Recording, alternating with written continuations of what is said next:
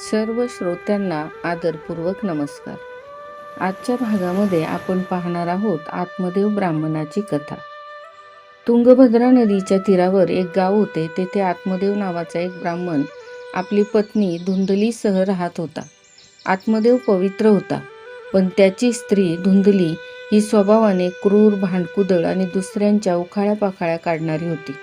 आत्मदेव संतानहीन होता. संतान नसल्यामुळे आत्मदेव दुःखी होता. संतान प्राप्त होण्यासाठी आत्मदेवाने खूप प्रयत्न केले, पण त्याला सफलता मिळाली नाही. म्हणून त्याने आत्महत्या करण्याचा निश्चय केला व तो अरण्यात निघून गेला. फिरता फिरता त्याला एका नदीचा किनारा लागला. तेथे त्याला एक महात्मा भेटले. आत्मदेव त्या महात्म्यांजवळ गेला व रडू लागला. महात्म्यांनी त्याला दुःखाचे कारण विचारले. त्यावेळेस आत्मदेव म्हणाला, माझेजवळ खाण्यापिण्याला तर पुष्कळ आहे, पण माझ्यानंतर खाणारा कुणी नसल्यामुळे मी दुःखी आहे. ते महात्मा म्हणाले, अरे, तुला संतान नाही ही तर तुझ्यावर देवाची कृपाच आहे. पुत्रपरिवार नसला तर समजा की तुमच्या हातूनच सर्व काही घडावे अशी देवाची इच्छा आहे. तुमच्या भाग्यात असेच लिहिले आहे असे समजावे. म्हणून तुला देवाने संतती दिली नाही. पुत्र तर दुःखरूपच असतो हे कळणाऱ्यालाच कळते. ईश्वर ज्या स्थितीत तुम्हाला ठेवील त्याच स्थितीत संतोष मानून राहावे. देवाचे अखंड नामस्मरण करावे. ठेविले अनंते तैसेची राहावे, चित्ती असू द्यावे समाधान, असे तुकाराम महाराज म्हणतात.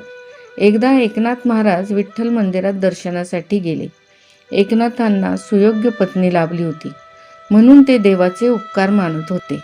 ते म्हणत होते, देवा, तू मला स्त्री संग नव्हे तर सत्संग दिला आहेस. त्याच मंदिरात भक्त तुकाराम महाराजही आले. तुकारामांची पत्नी अतिशय कर्कशा होती. कर्कशा पत्नीसाठी तुकाराम महाराज भगवंताचे उपकार मानत होते. ते म्हणाले की, हे भगवान, जर तुम्ही मला चांगली व सुंदर पत्नी दिली असती तर मी रात्रंदिवस तिच्याच मागे लागलो असतो आणि तुम्हाला विसरलो असतो. म्हणून मला कर्कशा पत्नी मिळाली हेच चांगले झाले. एकनाथांना अनुकूल पत्नी मिळाली त्यात त्यांनी आनंद मानला आणि तुकारामांना प्रतिकूल पत्नी मिळाली तरी त्यात त्यांनी आनंद मानला. दोघांनाही आपापल्या परिस्थितीत आनंद मानावा लागला व देवाचे आभार त्यांनी मानले. पत्नी वारल्यानंतर नरसिंह मेहतांसारख्या व्यक्तीने तर आनंद व्यक्त केला व म्हणाले, भनू थयू भांगी जंजाल, सुखे भजिशी श्री गोपाल. बरे झाले, संसाराची झंझट सुटली. आता मी आनंदाने व मोकळ्या मनाने श्री गोपाळाचे स्मरण करू शकेल. एका संताची पत्नी अनुकूल होती तर दुसऱ्याची प्रतिकूल आणि तिसऱ्याची या जगातूनच निघून गेली होती. तरी त्या तिघांनी आपापल्या परिस्थितीत सारखेच समाधान मानले होते. खरा वैष्णव तोच असतो जो कोणत्याही परिस्थितीत देवाची कृपा मानतो आणि आपले मन शांत आणि संतुष्ट ठेवतो. मनाला शांत ठेवणे हेच मोठे पुण्य आहे. आईबापांना मुलांची मोठी चिंता असते, पण पुत्रेषणेबरोबरच अनेक वासना देखील येत असतात. पुत्रेषणे मागे वित्तेषणा आणि वित्तेषणेच्या मागे लोकेषणा जागत असते. आत्मदेव म्हणाले, महात्मन, तुम्ही मला काहीही सांगू नका. मला पुत्रप्राप्ती ही व्हायलाच हवी, कारण पुत्रच पित्याला सद्गती देत असतो. ते महात्मा आत्मदेवाला समजावतात की भगवती श्रुती एके ठिकाणी अशी म्हटली आहे की पुत्राने मुक्ती मिळत नाही. वंशवृद्धीसाठी सत्कर्म करावा. जर पुत्रच सद्गती देऊ शकत असेल तर या जगात सर्वांनाच पुत्र असतात. मग त्या सर्वांनाच सद्गती मिळायला पाहिजे. पित्याने अशी आशा कधीही बाळगू नये की माझा पुत्र माझे श्राद्ध करील आणि मला सद्गती मिळेल, कारण श्राद्ध केल्याने तो जीव चांगल्या योनीत जातो. पण असे समजू नका की तो जन्म मरणाच्या फेऱ्यातून सुटेल. श्राद्ध व पिंडदान मुक्ती देऊ शकत नाहीत, कारण श्राद्ध कर्म हे धार्मिक कर्म आहे. श्राद्ध कर्माने जर नरकापासून मुक्तता झाली असती तर लोकांनी पाप केलेच नसते. श्राद्ध कर्म करायला कुणीही मनाई करत नाही. त्याने पितृगण प्रसन्न होतात आणि आशीर्वाद देतात. पिंडदानाचा खरा अर्थ कुणालाच कळत नाही. या शरीराला पिंड असे म्हणतात.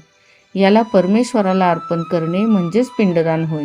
आणि हाच निश्चय करायचा आहे की मी माझे जीवन परमेश्वराला अर्पण करीन.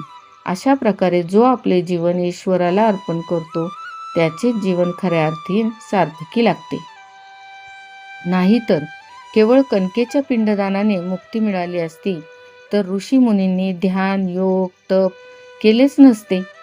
जन्ममृत्यूच्या त्रासातून सोडवते ते केवळ सत्कर्म, आणि ते सत्कर्म आपल्या हातून घडायला पाहिजे. आपल्याला आपलाच उद्धार करायचा आहे. जीव स्वतःच आपला उद्धार करू शकतो. स्वतः आपणच आपला उद्धार केला पाहिजे. आपण आपणाला अधोगतीला नेऊ नये. जीवाचा उद्धार जीव स्वतः करणार नाही तर कोण करील? माणसाचा स्वतःशिवाय अन्य कोणीही हितकर्ता नाही. जर तो स्वतःच स्वतःचे कल्याण करणार नाही तर पुत्र काय करू शकतील? जो ईश्वरासाठी जगतो त्यालाच अवश्य मुक्ती मिळत असते.